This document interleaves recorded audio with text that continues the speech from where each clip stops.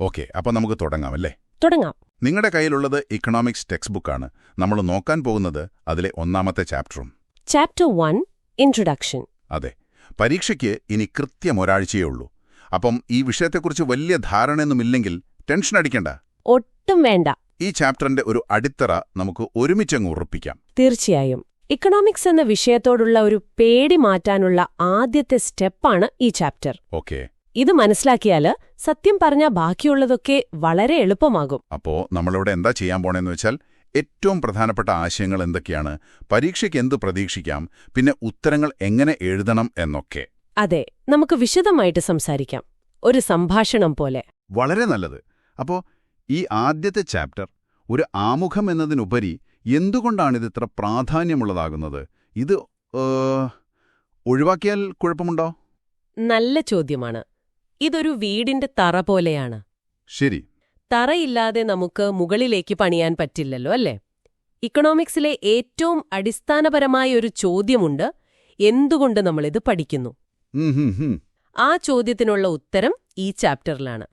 സാധാരണയായി ഡെഫിനിഷൻസ്, പിന്നെ 1-2 മാർക്കിനുള്ള ചെറിയ ചോദ്യങ്ങൾ, അതൊക്കെ ഈ ഭാഗത്തു നിന്ന് ഉറപ്പായും പ്രതീക്ഷിക്കാം.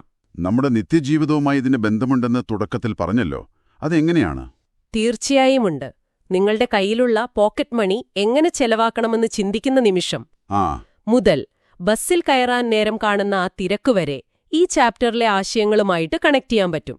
ഓക്കെ. ഈ ചർച്ച കഴിയുമ്പോഴേക്കും ഇക്കണോമിക്സ് എന്താണെന്നും അതിലെ ഏറ്റവും വലിയ പ്രശ്നം എന്താണെന്നും പിന്നെ ആ പ്രശ്നങ്ങൾ മനസ്സിലാക്കാൻ സ്റ്റാറ്റിസ്റ്റിക്സ്, അതായത് കണക്കുകൾ, നമ്മളെ എങ്ങനെ സഹായിക്കുന്നുവെന്നും നിങ്ങൾക്ക് വ്യക്തമായി വിശദീകരിക്കാൻ പറ്റും. കൊള്ളാം. അപ്പോൾ നമുക്ക് ഏറ്റവും ബേസിക് ആയിട്ടുള്ള കാര്യത്തിൽ നിന്ന് തന്നെ തുടങ്ങാം. എന്താണ് ഇക്കണോമിക്സ്? ശരി. ആൽഫ്രഡ് മാർഷൽ എന്നൊരു സാമ്പത്തിക ശാസ്ത്രജ്ഞൻ പറഞ്ഞിട്ടുണ്ട്.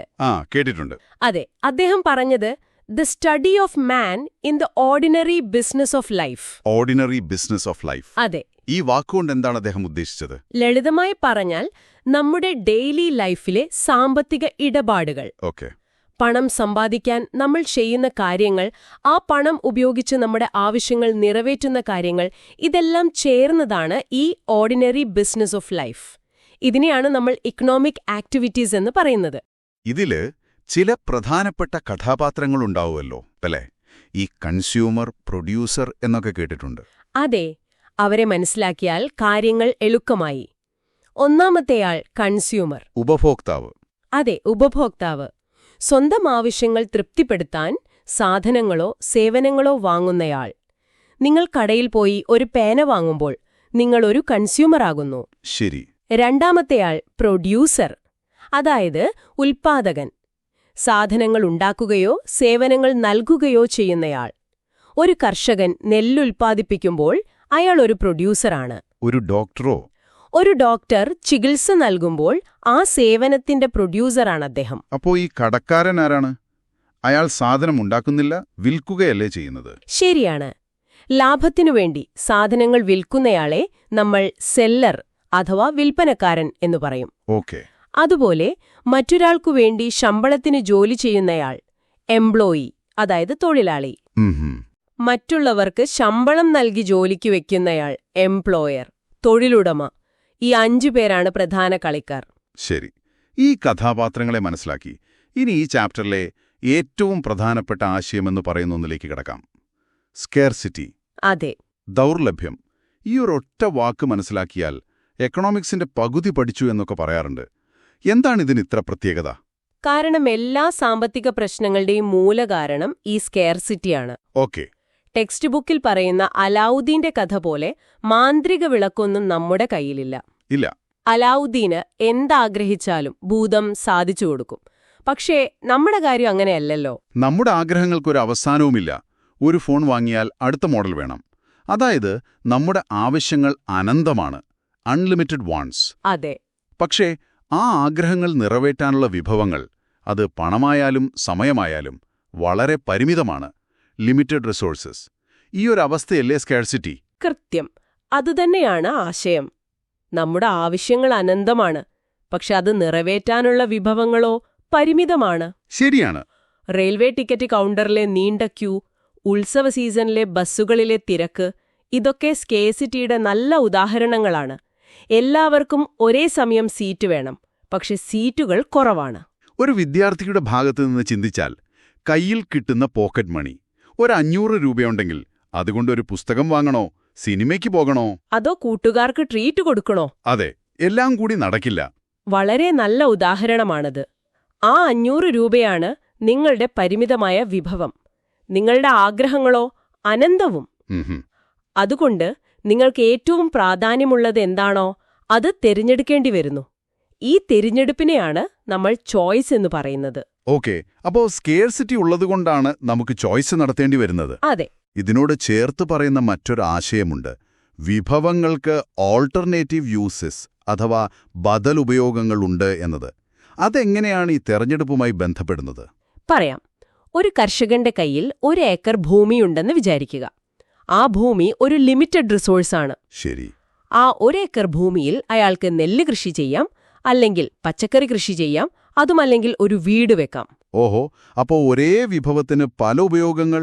അതെ. അപ്പോ ഏത് ഉപയോഗത്തിനാണ് ആ ഭൂമി വിനിയോഗിക്കേണ്ടത് എന്നയാൾ തിരഞ്ഞെടുക്കേണ്ടി വരുന്നു. അതാണ് ഓൾട്ടർനേറ്റീവ് യൂസസ് എന്ന ആശയം. ഓക്കെ, അപ്പോൾ സ്കാർസിറ്റി കാരണം നമുക്ക് തെരഞ്ഞെടുപ്പുകൾ നടത്തേണ്ടി വരുന്നു. ഈ തെരഞ്ഞെടുപ്പുകളെക്കുറിച്ചുള്ള പഠനമാണോ ഇക്കോണമിക്സ്? ഒരു തരത്തിലതെ. എക്കണോമിക്സിനെ നമുക്ക് പ്രധാനമായും 3 ഭാഗങ്ങളായിട്ട് തിരിക്കാം. ഏതൊക്കെയാണവ? കൺസംഷൻ, അതായത് ഉപഭോഗം, പ്രൊഡക്ഷൻ, ഉൽപാദനം, പിന്നെ ഡിസ്ട്രിബ്യൂഷൻ, വിതരണം. ഓക്കെ. ഇതൊരു പിസയുടെ കഥ പോലെ ചിന്തിക്കാം. പിസയോ? അത് കൊള്ളാമല്ലോ. അതെങ്ങനെയാ? പ്രൊഡക്ഷൻ എന്ന് പറയുന്നത് ആ പിസ എങ്ങനെയുണ്ടാക്കുന്നു, എന്ത് ചേരുവകൾ ഉപയോഗിക്കുന്നു എന്നതിനെക്കുറിച്ചുള്ള പഠനം. ശരി. കൺസംഷൻ, ആരാണ് ആ പിസ കഴിക്കുന്നത്, അവരെങ്ങനെ തങ്ങൾക്ക് ഇഷ്ടപ്പെട്ട കഷ്ണം തെരഞ്ഞെടുക്കുന്നു എന്നതിനെക്കുറിച്ചുള്ള പഠനം. ഓക്കെ, മനസ്സിലായി. ഇനി ഡിസ്ട്രിബ്യൂഷൻ, അതാണ് ഏറ്റവും തർക്കങ്ങളുള്ള വിഷയം.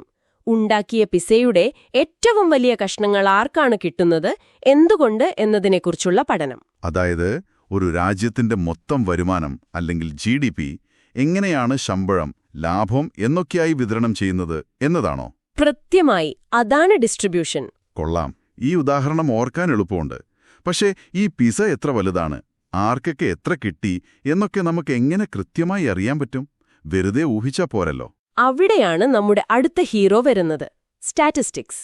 സ്ഥിതിവിവരക്കണക്ക്. അതെ. ദാരിദ്ര്യം, തൊഴിലില്ലായ്മ പോലുള്ള പ്രശ്നങ്ങളെക്കുറിച്ച് പഠിക്കണമെങ്കിൽ എത്ര പേർ ദരിദ്രരാണ്, എത്ര പേർക്ക് തൊഴിലില്ല എന്നൊക്കെ നമുക്ക് കൃത്യമായ നമ്പറുകൾ വേണം.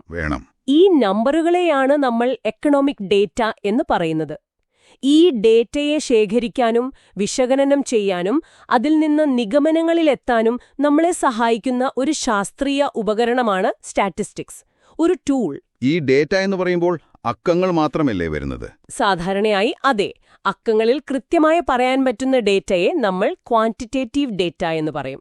ഉദാഹരണത്തിന്, ഇന്ത്യയിലെ അരി ഉൽപ്പാദനം 106.5 മില്യൺ ടണ്ണാണ് എന്ന് പറയുന്നത്. ശരി. പക്ഷേ ചിലപ്പോൾ ഗുണങ്ങളെക്കുറിച്ചുള്ള വിവരങ്ങളും നമുക്ക് ആവശ്യമായി വരും. ഉദാഹരണത്തിന്, സ്ത്രീ പുരുഷൻ, അതായത് ജെൻഡർ, അല്ലെങ്കിൽ ഒരാളുടെ തൊഴിൽ വൈദഗ്ധ്യം, സ്കിൽഡാണോ അൺസ്കിൽഡാണോ എന്ന്. ഇതിനെ ക്വാളിറ്റേറ്റീവ് ഡേറ്റ എന്ന് പറയും. അപ്പോ സ്റ്റാറ്റിസ്റ്റിക്സ് ഈ 2 തരം ഡേറ്റയും കൈകാര്യം ചെയ്യും? തീർച്ചയായും. ശരി. ഈ ആശയങ്ങളെല്ലാം ഇപ്പോൾ വ്യക്തമായി. പക്ഷെ പരീക്ഷയ്ക്കൊരു ചോദ്യം വന്നാൽ, എന്തുകൊണ്ടാണ് ദൗർലഭ്യം അഥവാ സ്കേർസിറ്റി സാമ്പത്തിക ശാസ്ത്രത്തിലെ അടിസ്ഥാന പ്രശ്നമാകുന്നത് എന്ന് ചോദിച്ചാൽ എങ്ങനെയാണ് നല്ല മാർക്ക് കിട്ടുന്ന രീതിയിൽ ഉത്തരം എഴുതേണ്ടത്? വളരെ ചിട്ടയായിട്ട് ഉത്തരം എഴുതാം. സ്റ്റെപ്പ് ബൈ സ്റ്റെപ്പായിട്ട് പറയാം. ഓക്കെ. സ്റ്റെപ്പ് 1. ആദ്യം സ്കേർസിറ്റി എന്താണെന്ന് നിർവചിക്കുക. മനുഷ്യന്റെ ആവശ്യങ്ങൾ അനന്തവും അത് നിറവേറ്റാനുള്ള വിഭവങ്ങൾ പരിമിതവുമാകുന്ന അവസ്ഥയാണ് സ്കേർസിറ്റി എന്നൊരു വാചകത്തിൽ എഴുതുക. സ്റ്റെപ്പ് 2. ഈ സ്കേർസിറ്റിയാണ് നമ്മളെ തിരഞ്ഞെടുപ്പുകളിലേക്ക്, അതായത് ചോയ്സിലേക്ക് നയിക്കുന്നതെന്ന് വ്യക്തമാക്കുക. ശരി. സ്റ്റെപ്പ് 3. ഒരു നല്ല ഉദാഹരണം കൊടുക്കുക. നേരത്തെ പറഞ്ഞ പോക്കറ്റ് മണിയുടെ ഉദാഹരണമോ കർഷകന്റെ ഭൂമിയുടെ ഉദാഹരണമോ എഴുതാം. ഉദാഹരണങ്ങൾ എപ്പോഴും നല്ലതാണ്. അതെ, ഉത്തരങ്ങൾക്ക് കൂടുതൽ മുഴിവ് നൽകും. സ്റ്റെപ്പ് 4. ഈ തിരഞ്ഞെടുപ്പുകളെയും അതുമായി ബന്ധപ്പെട്ട മനുഷ്യന്റെ പെരുമാറ്റത്തെയും കുറിച്ചുള്ള പഠനമാണ് ഇക്കണോമിക്സ് എന്ന് പറഞ്ഞുകൊണ്ട് അവസാനിപ്പിക്കാം. കൊള്ളാം. ഇത് വളരെ ക്ലിയറാണ്. അതുപോലെ ഇക്കണോമിക്സിൽ സ്റ്റാറ്റിസ്റ്റിക്സിന്റെ പങ്കെന്താണ് എന്ന ചോദ്യത്തിനും ഇതുപോലെയൊരു ഘടനയുണ്ടോ? തീർച്ചയായും. ആദ്യം സാമ്പത്തിക പ്രശ്നങ്ങൾ പഠിക്കാൻ നമുക്ക് ഡാറ്റ അത്യാവശ്യമാണെന്ന് പറയുക. ഓക്കെ. രണ്ടാമത്, ഈ ഡാറ്റയെ ശാസ്ത്രീയമായി കൈകാര്യം ചെയ്യാനുള്ള ഒരു ഉപകരണമാണ് സ്റ്റാറ്റിസ്റ്റിക്സ് എന്നെഴുതുക. ശരി. മൂന്നാമതായി, സ്റ്റാറ്റിസ്റ്റിക്സിന്റെ ഉപയോഗങ്ങൾ പോയിന്റുകളായി എഴുതുക. 1. കാര്യങ്ങൾ കൃത്യമായി അവതരിപ്പിക്കാൻ സഹായിക്കുന്നു. 100കണക്കിന് ആളുകൾ മരിച്ചു എന്നതിനേക്കാൾ കൃത്യമാണ് 310 ആളുകൾ മരിച്ചു എന്നത്, അല്ലേ? അതെ, ശരിയാണ്. 2. വലിയ ഡാറ്റയെ ചുരുക്കി മനസ്സിലാക്കാൻ സഹായിക്കുന്നു. 3. സാമ്പത്തിക ഘടകങ്ങൾ തമ്മിലുള്ള ബന്ധം കണ്ടെത്താനും ഭാവിയെക്കുറിച്ച് പ്രവചിക്കാനും സഹായിക്കുന്നു. പ്രെഡിക്റ്റ് ചെയ്യാൻ. അതെ. 4. സർക്കാരിന് ശരിയായ നയങ്ങൾ, പോളിസീസ് രൂപീകരിക്കാൻ സഹായിക്കുന്നു. ഈ പോയിന്റുകൾ ഒരു ഉദാഹരണം സഹിതം വിശദീകരിച്ചാൽ ഉത്തരം പൂർണ്ണമായി. ഓക്കെ. ഇനി സാധാരണ വിദ്യാർത്ഥികൾക്ക് വരുന്ന ചില സംശയങ്ങൾ. സ്റ്റാറ്റിസ്റ്റിക്സ് സാമ്പത്തിക പ്രശ്നങ്ങളെ പരിഹരിക്കുമോ? അതായത് statistics can solve economic problems. ഈ പ്രസ്താവന ശരിയാണോ? അതൊരു സാധാരണ തെറ്റിദ്ധാരണയാണ്. ഉത്തരം അല്ല എന്നാണ്. അല്ല. സ്റ്റാറ്റിസ്റ്റിക്സ് ഒരു ഡോക്ടറുടെ കയ്യിലുള്ള സ്കാനിംഗ് മെഷീൻ പോലെയാണ്. അസുഖം എന്താണെന്ന് കൃത്യമായി കണ്ടെത്താൻ അത് സഹായിക്കും. പക്ഷേ രോഗം ഭേദമാക്കുന്നത് ഡോക്ടർ നൽകുന്ന മരുന്നാണ്. അതുപോലെ സ്റ്റാറ്റിസ്റ്റിക്സ് സാമ്പത്തിക പ്രശ്നം എന്താണെന്ന് മനസ്സിലാക്കാൻ സഹായിക്കുന്ന ഒരു ഉപകരണം മാത്രം. ആ പ്രശ്നം പരിഹരിക്കുന്നത് സർക്കാർ എടുക്കുന്ന നയങ്ങളാണ്. ഓക്കെ. അപ്പോൾ അതൊരു ഉപകരണം മാത്രമാണ്. അതെ. അതുപോലെ സ്റ്റാറ്റിസ്റ്റിക്സ് ഉപയോഗിക്കുമ്പോൾ എന്തെങ്കിലും അപകടങ്ങളുണ്ടോ? അപകടമെന്നതിലുപരി അത് ശരിയായി ഉപയോഗിച്ചില്ലെങ്കിൽ വലിയ മണ്ടത്തരങ്ങൾ സംഭവിക്കാം. അങ്ങനെയാണോ? അതെ. അതിന് ഏറ്റവും നല്ല ഉദാഹരണമാണ് ടെക്സ്റ്റ് ബുക്കിലെ പുഴ മുറിച്ചു കടന്ന കുടുംബത്തിന്റെ കഥ. കഥയൊന്നു പറയാമോ? അത് കേൾക്കുമ്പോൾ ഓർക്കാൻ എളുപ്പമുണ്ടാകും. പറയാം. 4 അംഗങ്ങളുള്ളൊരു കുടുംബം പുഴ മുറിച്ചു കടക്കാൻ തീരുമാനിച്ചു. അച്ഛൻ കുടുംബാംഗങ്ങളുടെ ശരാശരി ഉയരവും പുഴയുടെ ശരാശരി ആഴവും കണക്കാക്കി. ഓക്കേ. ഭാഗ്യത്തിന് ശരാശരി ഉയരം ശരാശരി ആഴത്തേക്കാൾ കൂടുതലായിരുന്നു. അതുകൊണ്ട് എല്ലാവർക്കും സുരക്ഷിതമായി പുഴ കടക്കാമെന്ന് അദ്ദേഹം വിശ്വസിച്ചു. എന്നിട്ടോ? പക്ഷേ സംഭവിച്ചത് ദുരന്തമാണ്. ഉയരം കുറഞ്ഞ കുട്ടികൾ പുഴയുടെ നടുക്കെത്തിയപ്പോൾ ആഴമുള്ള ഭാഗത്ത് മുങ്ങിപ്പോയി. അയ്യോ. അപ്പോ ആ കണക്കിലെന്തെങ്കിലും തെറ്റുപറ്റിയോ? ഇല്ല, കണക്ക് ശരിയായിരുന്നു. പക്ഷേ പ്രയോഗിച്ചതിലാണ് തെറ്റുപറ്റിയത്. അതെങ്ങനെ? ശരാശരി മാത്രം നോക്കിയാൽ പോരാ, ഓരോ വ്യക്തിയുടെയും ഉയരം വ്യത്യസ്തമാണ് എന്ന കോമൺ സെൻസ് അദ്ദേഹം ഉപയോഗിച്ചില്ല. ശരിയാണ്. ഇതിൽ നിന്ന് പഠിക്കേണ്ട പാഠം ഇതാണ്: statistical methods are no substitute for common sense. Statistics ഉപയോഗിക്കുമ്പോൾ സാമാന്യബുദ്ധി കൂടി വേണം. വളരെ പ്രധാനപ്പെട്ട ഒരു പോയിന്റാണത്. അപ്പോൾ പരീക്ഷയ്ക്ക് പോകുന്നതിന് മുമ്പ് ഈ ചാപ്റ്ററിൽ നിന്ന് ഉറപ്പായും പഠിക്കേണ്ട കാര്യങ്ങൾ എന്തൊക്കെയാണ്? നിർവചനങ്ങൾ കൃത്യമായി പഠിക്കുക. Scarcity, consumer, producer, consumption, production, distribution, statistics. Okay. പിന്നെ ആ പ്രധാന ആശയം ഒരു സമവാക്യം പോലെ ഓർത്തുവെക്കാം: unlimited wants plus limited resources equals scarcity then choice. ആ ഒരു ഫ്ലോ. അതെ. ഈ ഒരൊറ്റ ആശയം മനസ്സിലുണ്ടെങ്കിൽ നിങ്ങൾക്ക് സ്വന്തമായി വാചകങ്ങൾ ഉണ്ടാക്കി ഉത്തരമെഴുതാൻ സാധിക്കും. ശരി. അപ്പോൾ നമുക്ക് ഈ ചാപ്റ്റർ ഒന്ന് വേഗത്തിൽ ഓടിച്ചു നോക്കിയാലോ? ഒരു ക്വിക്ക് സമ്മറി.